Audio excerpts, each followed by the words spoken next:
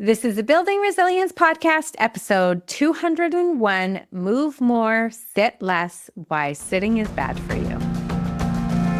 Welcome to Building Resilience, a podcast where theory, practical strategies, and inspiring stories show you how to unlock your best life. I'm your host, Leah Davidson. As a certified life coach, speech-language pathologist, and nervous system resilience expert, it is my mission to teach you how to be more resilient to life's adversities. I will show you how to manage your mind, befriend your nervous system, process your emotions, and even eliminate stress. It's time to do more than just survive. It's time to thrive. Let's get started. Hello, everyone. Welcome back to the Building Resilience Podcast. Now, if you have been listening for a little while, you've probably heard me say that I love to walk. I even did a whole episode about walking, episode 163, The Power of Walking. It is good for you for so many reasons, for your physical health, your mental health, your social, your creative juices. And I really try hard to get at least 10,000 steps a day. And it is effort for me. I was shocked when I started tracking my steps since I work from home, either seeing people virtually or I'm creating. And my steps can range from 3,000 to maybe 5,000 on a good day. And if it's a long office day, then it can actually be under 2,000. I used to get so many more steps when I saw clients in their homes or workplaces. I usually had to park at a distance from their home or work, especially if it was downtown Toronto. And then often during soccer practices, when I'd take my boys, I would be walking on the track with a soccer mom friend. Even grocery shopping over the years, I now get my groceries delivered. I got them delivered during COVID and I really never looked back. So there was all these cuts in my walking. So now I have to be very purposeful. I have to make sure I get a walk in the morning. And even that's not enough. I need to go out to midday and I need to make sure that I do a walk in the evening as well, because I want to get those steps. I was led to doing a little bit of research about what happens if you are leading a lifestyle that is too sedentary, because this is what I'm at risk at based on the kind of work that I do. And I stumbled across all sorts of information about the dangers of sitting. And I wanted to share that because as I learned, I started to make some additional changes for myself that I want to do throughout the day, and I want to share them. Now, you may have heard this phrase that prolonged sitting has been dubbed the new smoking for a reason. The dangers associated with sitting for long periods can be just as harmful to your health as smoking, which is kind of crazy. And it was Dr. James Levine. He is the director of the Mayo Clinic at Arizona State University. He was the one who coined this now famous phrase, sitting is the new smoking. And according to him, sitting is more dangerous than smoking. It kills more people than HIV and is more treacherous than parachuting. We are sitting ourselves to death. Yikes. When I heard that, I wanted to learn more. So let's look at some of the research behind that statement. Now, in general, we all do a lot of sitting. We sit for hours every day, whether at work or maybe driving during our commute or even just relaxing at home. And while sitting may seem like a very passive, harmless activity, the reality is it can lead to dangerous health conditions if you're not moving enough. So here are some of the reasons that I learned why sitting is not good for us for long periods of time. There is an increased risk of metabolic syndrome. Sitting for long periods has been linked to metabolic syndrome, which is a group of conditions that include things like high blood pressure, unhealthy cholesterol levels, and excess body fat. And these conditions then increase your risk of heart disease, type 2 diabetes, and even stroke. And then, of course, a sedentary lifestyle increases the likelihood of cardiovascular diseases in general, including heart attacks and strokes. And research shows that people who sit for more than 8 hours a day have a risk of early death, similar to that of smokers. So that's where they got that term or that phrase that he coined. So do a quick calculation of how much you are sitting. And that's why I was like, oh, I need to start moving more. Now, sitting is also not great because it can weaken the larger muscles like your glutes and your legs, and it can lead to a condition that is known as gluteal amnesia, where your body forgets how to use these muscles effectively. And it can cause hip and back pain and contributes to poor posture. And then there are some new studies that are suggesting a strong correlation between excessive sitting and an increased risk of several cancers, including lung and colon and uterine cancers. So those kind of make sense to me because they're all rooted in a lot of physical illness. But then this one kind of surprised me that prolonged sitting affects your mental well-being. It is linked to higher risk of depression and anxiety. And even though they don't really understand exactly why they're linked to anxiety and depression, a lack of movement appears to reduce the mood-enhancing benefits of physical activity. But they've done studies where anxiety and higher stress levels are linked to prolonged sitting. And I actually think that kind of makes sense if we think about our nervous system and our lifestyle. We are in an increasingly fast-paced, immediate, chronically busy, stress-induced lifestyle. And we are building up a lot of energy in our bodies, and we need outlets. We need to let the steam out of the pressure cooker, so to speak. And movement does that. So this increased energy that's associated with anxiety, when you go into team hyper, it makes sense to me that getting rid of the energy in a consistent manner shows me that it could help with anxiety. And then depression, the opposite, being in team hypo, that conservation of energy, that slowness, adding some energy through movement, I can see how that can be helpful. So if you're sitting all the time, you are not giving your nervous system what it needs.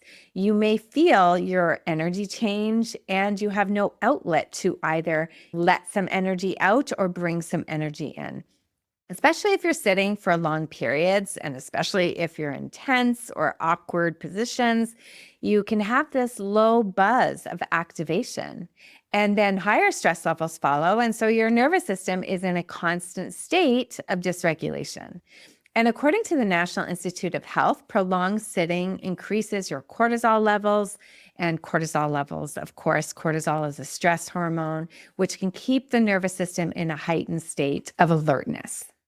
Sitting for long periods also can cause blood flow to stagnate, can reduce oxygen and nutrient delivery to nerves and brain tissues, which this can impair the nervous system's ability to function optimally, leading to decreased cognitive function, mood disturbances, and you can even then get physically tingling or numbness in extremities. Our posture also can be contributing to the challenge. Our posture may not be great when we're sitting, and posture really influences our breath, and our breath is a big influencer of the nervous system. So even when we're sitting, we need to be aware of our breath and what signals our breath is sending to the nervous system.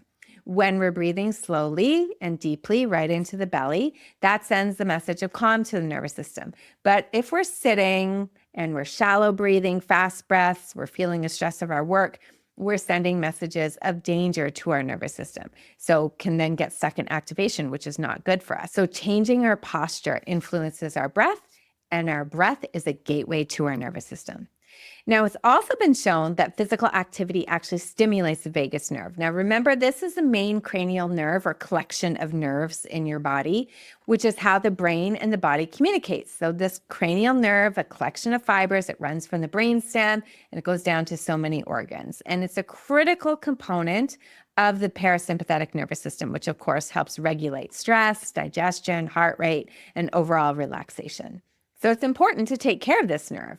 A well-toned vagus nerve helps the body transition out of a stress response more efficiently. And it's been found that regular movement and exercise significantly improves vagal tone. And that enhances the body's ability to manage stress and regulate emotions. So I'm sure you don't need more convincing that sitting is not great for us. But we do often have to sit a lot, and now we know we need to get moving. What does this look like in real life? Well, in recent years, standing desks have become popular. But does standing for hours at a time offer us a solution? And the answer is no. Sitting or standing for hours without movement strains your muscles, can lead to posture issues and other health challenges. The real issue is actually the lack of movement. So, our goal should be to move consistently throughout the day. And that is what I was surprised to learn, that even regular exercise, getting out and doing your morning and evening walk, doesn't fully mitigate the risk of sitting. There's been some discussion on whether doing something like sitting all day and then just going to exercise in one shot, does it still increase your risk for things like heart disease due to the restricted blood flow during the sitting period? So I kind of think of it like being on a plane for hours and how you feel when you finally get off. You want to walk, at least I do. Because if I've been sitting for so long, I don't want to get up and run. I kind of need to ease into it. But it's so much better if I have been up and moving throughout the day or throughout the flight. So we need regular movement, not just movement at specific periods of time during the day. So we want to try to incorporate moving consistently throughout the day. And I'm going to share with you some tips on how to get that happening. And I'll admit, this is not easy for me since I do work from home, a lot of these virtual meetings where I need to be on camera, but these are some of the things that I'm trying to do. The first thing is taking movement breaks as frequently as I can. Ideally, it would be 30 minutes. And sometimes I do need to set a timer to stand up, to stretch, to walk around for a few minutes. And research shows that breaking up sitting time with even small movements can drastically reduce your health risks.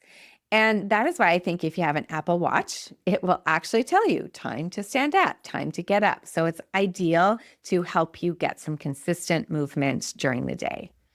And then to try to incorporate walking into your actual workday. So instead of sitting in a conference room, if you are meeting with people in person, suggest a walking meeting. I used to have a couple of clients who wanted to walk with me when I used to see them in person.